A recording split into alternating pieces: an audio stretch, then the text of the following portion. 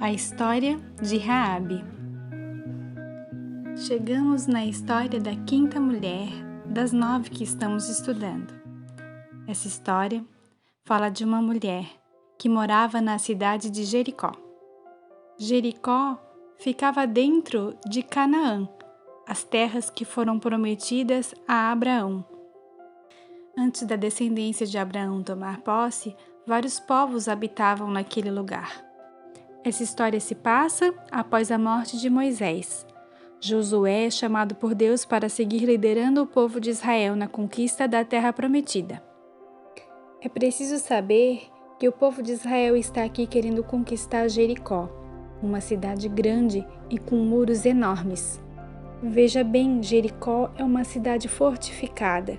O número de israelitas é bem menor do que os homens de Jericó.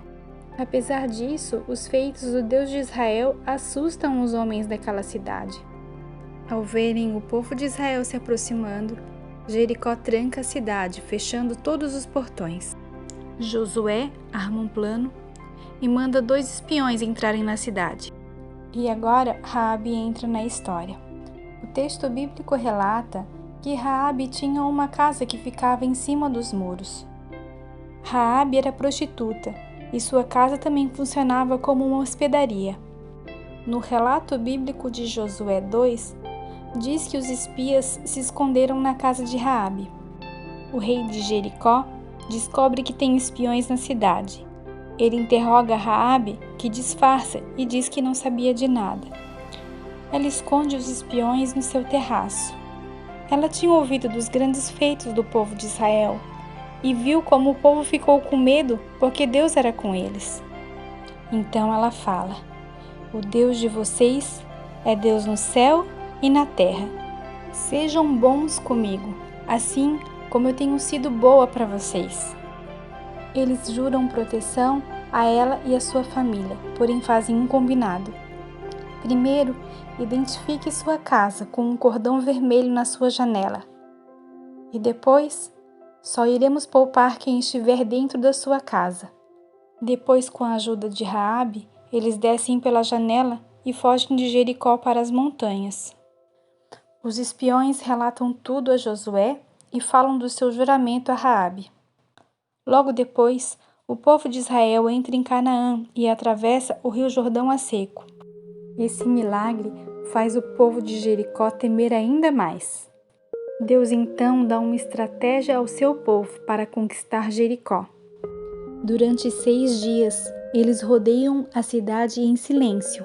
No 7º dia, Josué diz ao povo: "Gritem, porque o Senhor está entregando a cidade a vocês.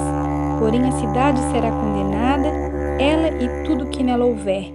Somente ficará viva Raabe, a prostituta, e todos os que estiverem com ela em casa, porque escondeu os mensageiros que enviamos."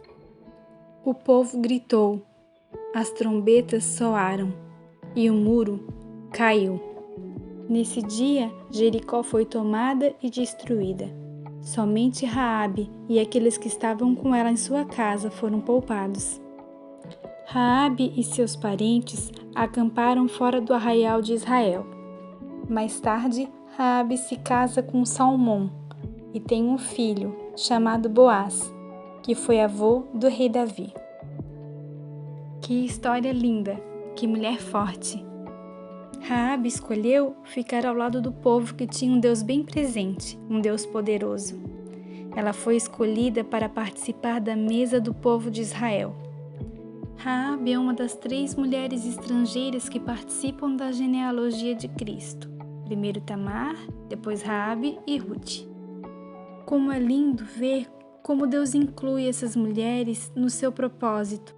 Uma mulher comum, com muitas feridas e com muitas dores, mas cuja atitude a levou a ser incluída no povo de Deus. Como é maravilhoso ver no relato bíblico como Deus a incluiu. Primeiro, ela foi morar fora do arraial de Israel. Depois, ela vai morar dentro do acampamento. Depois temos o relato do seu casamento com Salmão. E então, com o seu filho Boaz, ela é incluída na genealogia de Cristo. Veja como é lindo como Deus reescreve a vida de Raabe.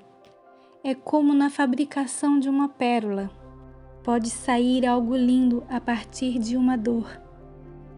É interessante também vermos o combinado que ela fez com os espias. O fruto do espírito que ligamos com Raabe foi a benignidade. A benignidade é uma ação, é fazer o bem. Quando ela faz o combinado com os espias de que quer salvar a sua família, eles a orientam de guardar essas pessoas na sua casa. O fio escarlate que identifica a sua casa remete à redenção, à salvação. Veja bem, uma mulher sofrida, que agiu sozinha, mas que não foi egoísta e salvou toda a sua família. Podemos ver o reflexo da benignidade de Raabe quando olhamos para a vida do seu filho, Boaz. Sim, ele foi um homem bom, seguiu o exemplo da sua mãe.